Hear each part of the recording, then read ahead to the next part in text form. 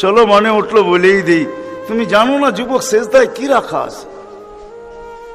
যুবক যখন সেজদায় যায় সুবহান রাব্বিয়াল আলা বলে, আলা সুবহান রাব্বিয়াল আলা, আল্লাহ উপর থেকে চিৎকার দিয়া বলে সাব্বাহতানি সাব্বাহতুক, তুই আমাকে পবিত্র বললি আর তুই অপবিত্র থাকবি, এটা হইতে পারে না। তুইও পবিত্র, গুনাহ মাফ।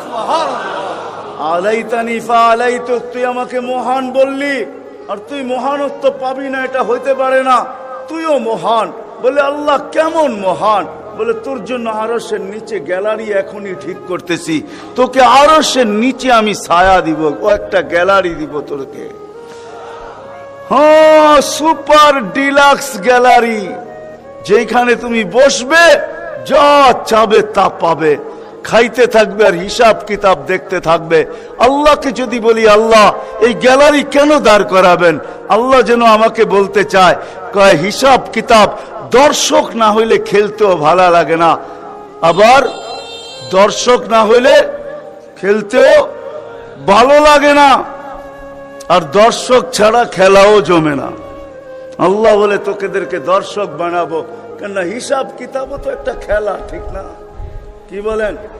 হ্যাঁ, খেলাই হবে হিসাব কিতাবের। আরশের নিচে হবে মেলা আর বাহিরে হবে হিসাব কিতাবের খেলা, ঠিক না? কাউকে 50,000 বছর দাঁড় করায় রাখবে। ইয়াউমা তুবলা সারাইর, সমস্ত গোপন তথ্যগুলা যেগুলা দুনিয়াতে আমরা লুকায়িত রাখছি, কেউ জানে না, সব আল্লাহ ওইখান থেকে উদ্ঘাটন করে নিয়ে আসবে আর সামনে ছড়ায় দিবে, আর হিসাব কিতাব নিতে থাকবে। 50,000 বছর দাঁড় করায় রাখবে। লা ইয়াজাল কদম আবদিন, পাও হেলাইতে দিবে না। আল্লাহ বলছে দুনিয়ায় বহুত ছুটছ, দুনিয়ায় বহুত ঘুরছ, দুনিয়ায় বহুত করছ, আমি কিচ্ছু বলি নাই, শুধু তাকায়া ছিলাম। নাজিরুন কাইফা তা'মালুন, তুমি কি করো আমি দেখতেছিলাম, তুমি বলতেছিলাম আমি শুনতেছিলাম। কুলতু ফাসামি'তু, আমি শুধু শুনছি, তুমি করতেছিলে আমার বিরুদ্ধে। ফাতাহাম্মালতু, আমি সহ্য করতেছিলাম, কিছুই বলি নাই। আজকে দেখাবো তোমাকে খেলা, গ্যালারি রাখবে তোমার জন্য যুবক, গ্যালারি। এত মর্যাদা। জমিনে চলবে তুমি, তারেক হাদিস নিয়ে নাও, জমিনে চলবে, আল্লাহ তোমাকে দেখায়া দেখায়া উপর থেকে বলবে লাউলা ইয়া শাবাব, ও যুবক তুই যদি জমিনে না থাকতি, লাউলা শাবাবা খুশা, ওই যুবক যদি জমিনে না থাকতো, যারা আল্লাহর ভয়ে নিজেকে লজ্জাপতির মতো গুটায় আনিছে। আজান শুনতে দেরি, মসজিদের দিকে দৌড়াইতে দেরি হয় না, আল্লাহর হুকুম সামনে আসতে দেরি, পুরা করতে দেরি করে না, নবীর তরিকার বিরুদ্ধাচারণ করে না। এইখানে একজন যুবকও পাওয়া যাবে না। চুল তো প্রতি মাসে কাটে, প্রতি মাসে না কাটক 2 মাস অন্তর কাটে, 2 মাস অন্তর না কাটক 3 মাস অন্তর কাটে, 3 মাস অন্তর না কাটক 6 মাস অন্তর কাটে, 6 মাস না কাটক 2 ঈদে তো কাটেই কাটে। কিন্তু একজনও যুবক এখানে পাওয়া যাবে না যে সেলুনে যায় বলছে যে এই 12ই রবিউল আউয়াল আসতেছে, একজন যুবকও পাওয়া যাবে না। হয় আমি কোনো মতবাদের কথা বলতেছি না, একজন যুবক পাওয়া যাবে না যে সেলুনে যায় বলবে, নবগঞ্জ বাজারে যায় বলবে, বা মাদায়ায় যায় বলবে, বা কুমিল্লা বলবে, বা যেই কোনো সেলুনে যায় বলবে যে তোমার এখানে চুল কাটার বড় ডিজাইন আছে, সমস্ত ডিজাইন আজকে সরাও, আজকে আমি আসছি, আমাকে আমার নবীর তরিকা মতে চুল কাটা দাও। একজন যুবক এখানে পাওয়া যাবে না। যেই যুবক জীবনে বলছে যে আমাকে নবীর তরিকা মতো আজকে চুল কাটা দাও, আজকে কোন স্টাইল না, মুহাম্মদুর রাসূলুল্লাহর স্টাইল। যদি বলে তুমি এই স্টাইলে চুল কাটবে কেন, বলছে চুল কাটা দিয়ে জান্নাতে যেতে চাই। হ্যাঁ হ্যাঁ, সত্য এটাই। হাদিসে আছে মান তামাসসাকা বিসুন্নতি ইনদা ফাসাদি উম্মতি। তামাসসাক বোঝেন? আগে গ্রামগঞ্জে ছিল শাখো, শাখো চিনেন? কয়টা বাঁশ দিয়ে বানাইতো? একটা বাঁশ দিয়ে, ঠিক না? আর উপরে বান্ধা দিত আরেকটা বাঁশ, ঠিক না? দুর্বল মানুষগুলো ওটা দৌড়া দৌড়া পার হইতো, ঠিক না? আর শহরের মানুষ আসলে আগের থেকে পাও কাঁপা শুরু হইতো, কেন তো পার্ক হওয়ায় অভ্যস্ত না, ঠিক না? কি বলেন? 6 জনে মিলা পার করতো, ঠিক না? উপরের বাঁশটা কেন বাঁধা হয়েছে? এই জন্য বাঁধা হয়েছে যে যদিও সাকর থেকে পাও পিছলায় চলে যায়, তাহলে তুমি যেন বাঁশটা ধরে লটকায়া থাকতে পারো।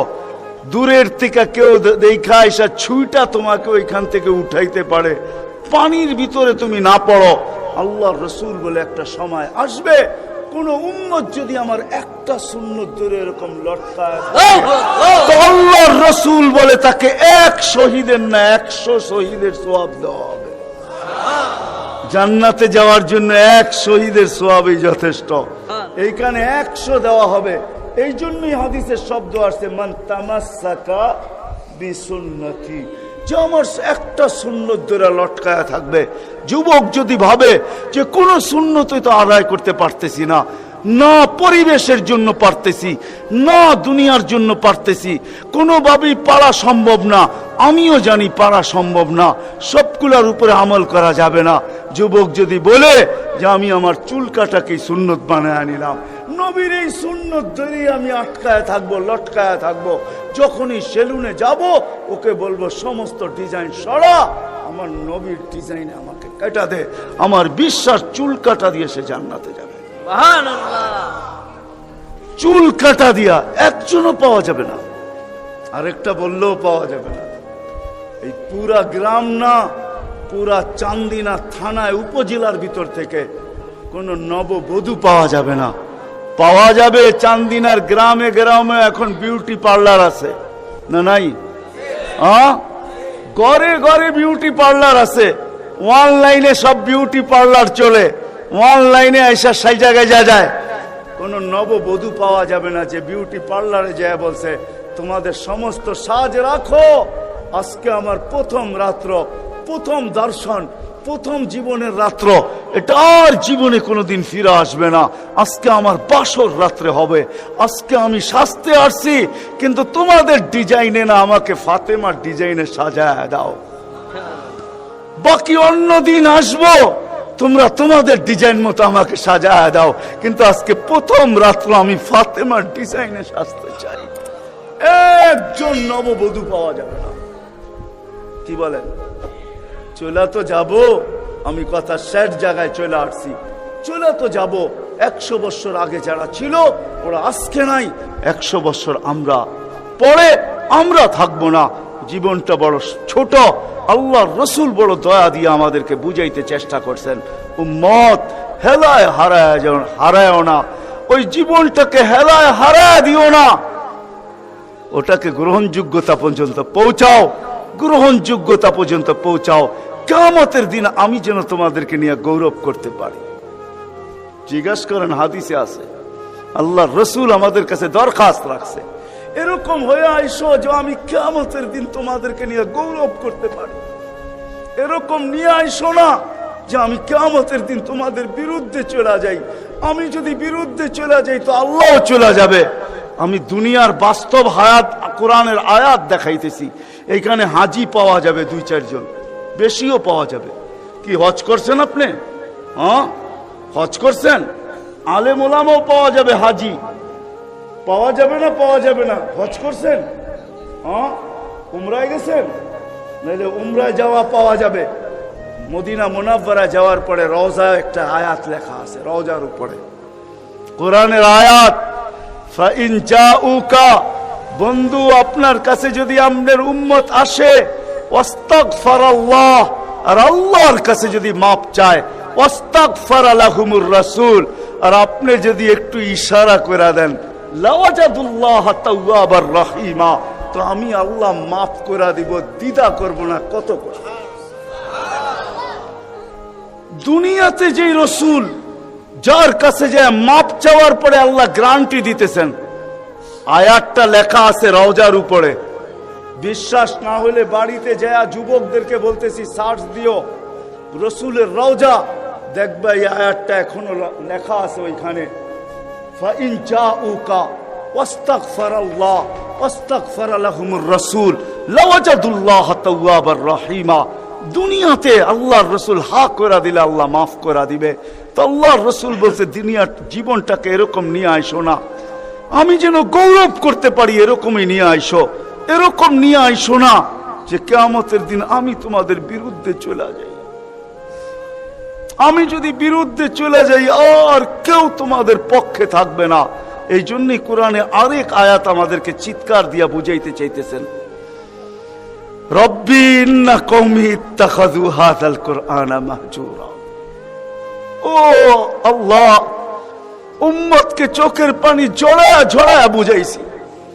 আমি যে চান্দিনার মানুষকে কেমনে বুঝাবো আমি বুঝাইতে পারতেছি না। কেমনে বুঝাইলে আপনারা বুঝবেন? যে রসুল দুনিয়ার থেকে যখন বিদায় নিতেছে তো জিবরিল আলাইহিস সালাম কাঁদতে কাঁদতে আসছেন। আমি হাদিসকে শর্ট করতেছি। আল্লাহ রসুল জিজ্ঞাসা করতেছে, আতাবকিয়া জিবরিল, আপনি কাঁদেন কেন? বলে আজকেই শেষ দিন, আর কোনদিন ওহী আনার জন্য যাওয়া হবে না, আর ওহীর কারণে যে নৈকট্যময় পৌঁছতে পারতাম আর কোনদিন পৌঁছতে পারবো না। আজকেই আমার শেষ, চাকরি শেষ, আমি এলপিআরে চলে যাব, ওই নৈকট্যময় জায়গায় যাওয়া হবে না, আর কিয়ামত পর্যন্ত কোনো নবী আসবে না, বিদায় কোনো নবীর দুয়ারে আমার আশার হবে না। আজকেই শেষ, বিদায় এলপিআরে যাইতে চলছি। ১৬,৩১৩ জন রসুলের কাছে আমার আনাগোনা ছিল, এই জন্য আমার চোখের পানি। তারপরে জিবরিল প্রশ্ন করছে, ওয়াতাবকি আনতা, আপনি কেন কাঁদেন? আমারটা তো জবাব দিলাম, আপনি জবাব দেন। তো চোখের পানি আরো বেড়ে গেছে। বলতেছে জিবরিল, এক প্রশ্নের জবাব এখনো বাকি।